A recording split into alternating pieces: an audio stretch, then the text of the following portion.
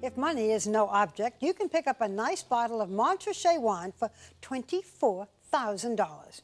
But for those of you living on a budget, how does $2 a bottle sound for a wine good enough to fool the experts? Impossible? Consumer reporter Jamie Floyd has the story of a California label that's making a big splash from coast to coast. This is how wine has been made for centuries. The finest grapes. Plucked. Crushed. Aged for months, sometimes years. Some of these bottles are worth thousands of dollars.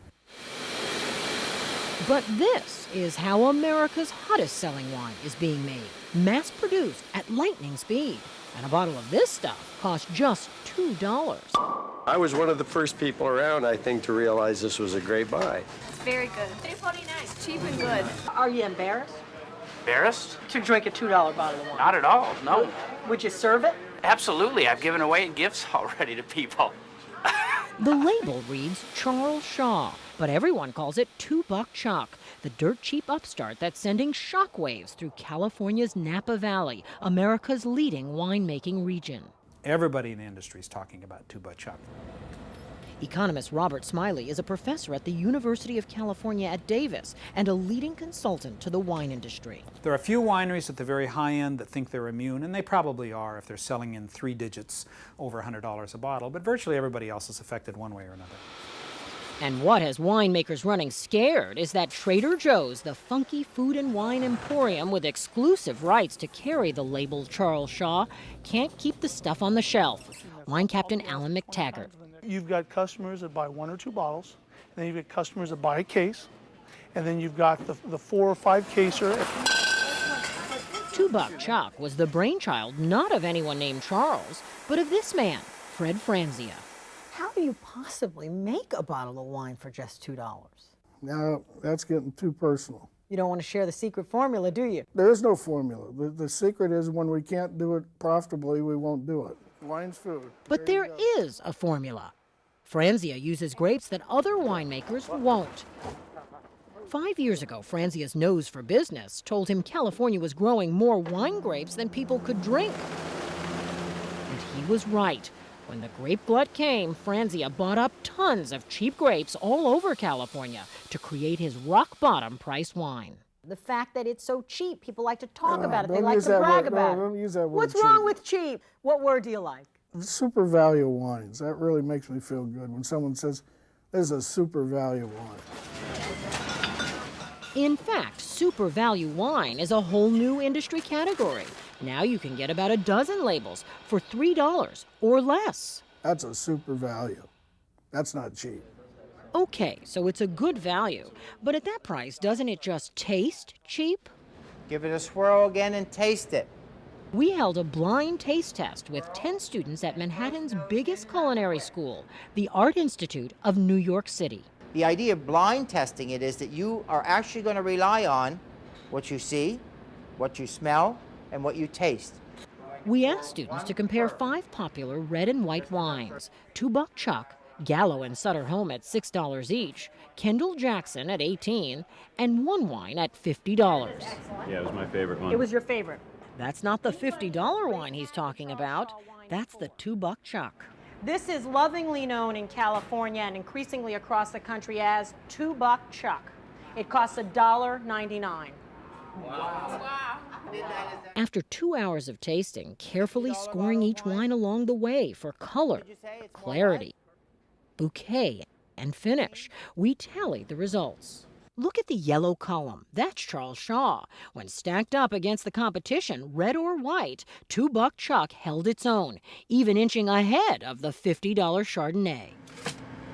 Professor Ann Noble at UC Davis, the country's top school for winemaking, analyzed our results. She says it's all about expectations. Knowing the price can influence your taste buds. It's a cheaper wine. That's the expectation for the Charles Shaw. You have an expectation the cheaper wine isn't going to be as good. I tell you it's a cheaper wine. What do? You look for flaws. I tell you this is a good wine. You don't look for flaws. You look for good things. Do you think a lot of people go into a liquor store or a wine shop and when they see a big price tag, convince themselves that it's a decent bottle of wine? Definitely. They say, oh, I'm Do you know what I mean psychologically? Yes, it is. I think it is psychological. But we expected it to be, $2. It just can't be drinkable. And they liked it. These wines don't taste bad. They taste thinner.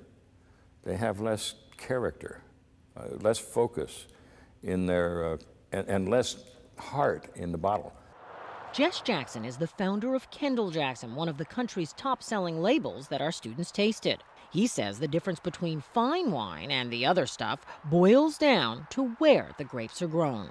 God created a paradise for us here, and it's one of the few in the world where everything works. To understand what Franzi is up against, you have to appreciate that for purists, Napa Valley is hallowed ground, and $2 Chuck is stomping all over it. I like the guy. I just despise his business practices. Tom Shelton, the CEO of Napa Valley's premium label Joseph Phelps, is at war with Fred Franzia. He's leading the group of Napa winemakers who are suing Franzia to protect the sacred Napa name. The bottle of Insignia Shelton poured this night retails at $125. I don't have a real argument with the existence of $2 Chuck. My only argument really is when producers like $2 Chuck try to pass themselves off as Napa Valley wines. He says Franzia is flouting a California labeling law which requires bottles that say Napa to contain at least 75% Napa-grown grapes.